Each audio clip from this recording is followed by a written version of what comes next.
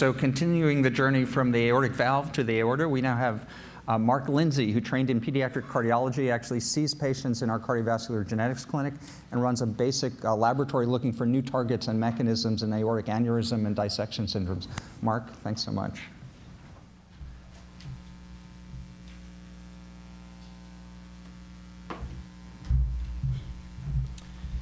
Hi, everybody. Thanks.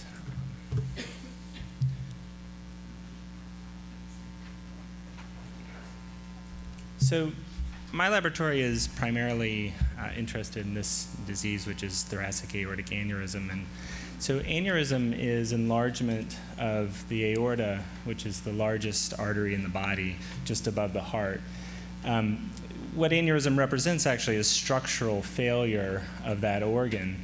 And aneurysm puts patients at risk for a catastrophic event called aortic dissection. And aortic dissection is actually a tear within the wall of the aorta, contiguous with the aortic lumen, in which blood can flow into this new false lumen and travel downstream into other arterial distributions, blocking blood, say, to your carotid arteries and could give you a stroke, or say to your mesenteric arteries and cause intestinal ischemia. And so associated with a very high rate of morbidity and even death.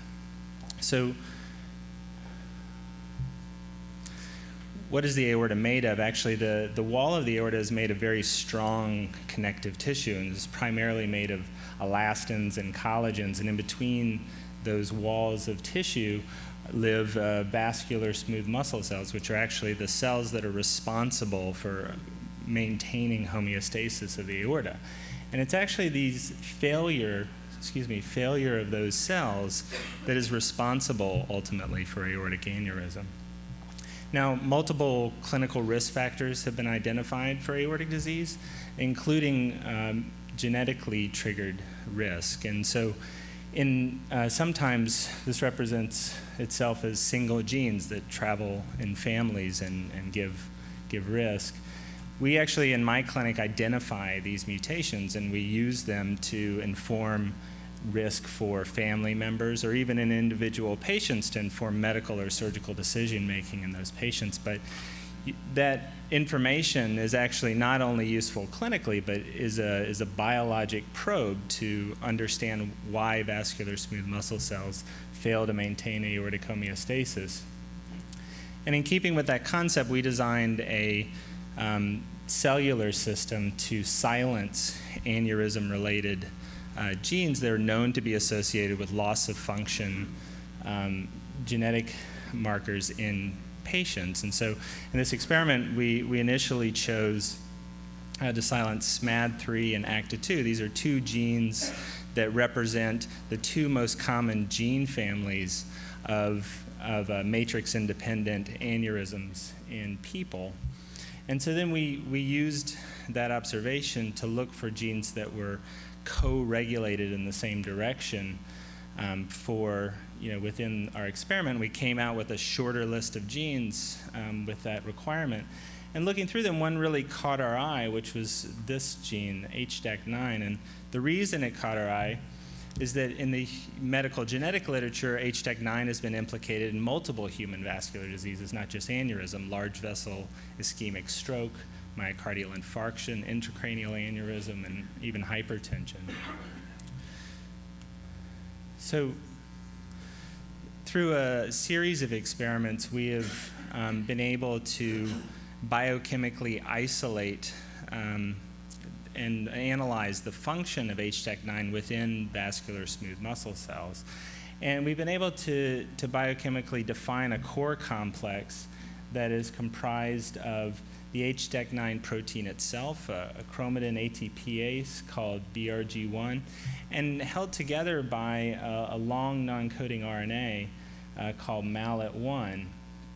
And I'm not going to have time to take you through the steps of defining these kinds of complexes, but we went on to understand that this complex is assembled under genotypically driven stress within vascular smooth muscle cells. So in health, transcription factors like MEF2 and myocartin normally drive genes that are responsible for aortic homeostasis, but in the context of genetically triggered aortic disease, this mallet HDAC9-BRG complex assembles and moves to the promoters of important genes that are required for homeostasis and recruits a repressive complex named polycomb repressive complex 2, or PRC2, that's known to mediate silencing through chromatin, specialized chromatin marks.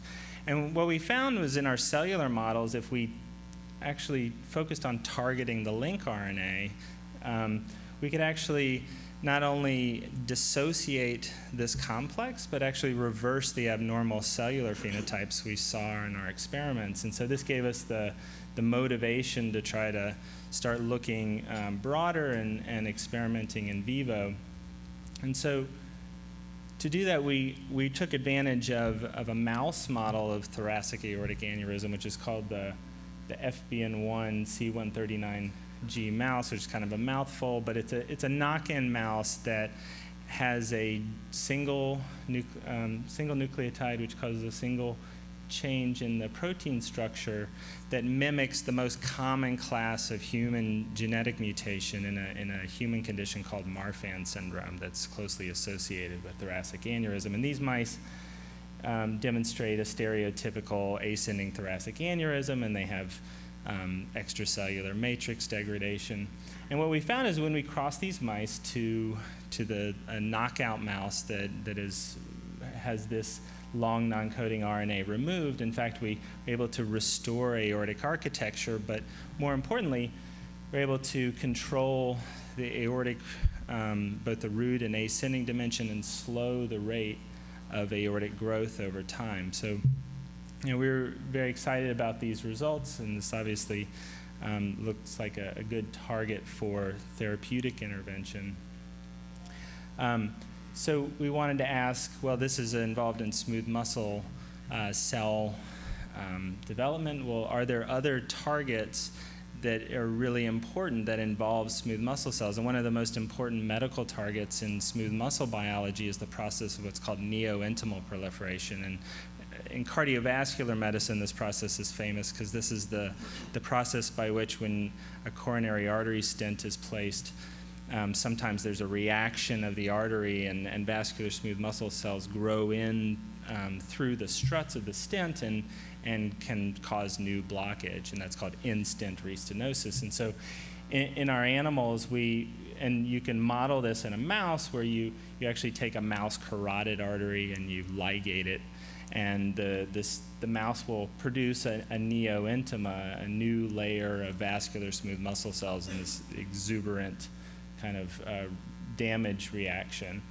But when we do that in our animals that either have a knockout for this link RNA or specifically target that HDAC9 within vascular smooth muscle cells, we actually totally fail to form this pathologic neointima. So, this is another example of where we hoped by targeting this pathway we could intervene on a very important biomedical process. So in terms of partnership, we're looking now for partners both who have in vivo targeting technologies for link RNAs, and obviously this link RNA in particular, but also we're looking to perform small entities that could do small molecule targeting of this nucleoprotein complex and hopefully be able to reverse these types of processes. Thank you, that's all.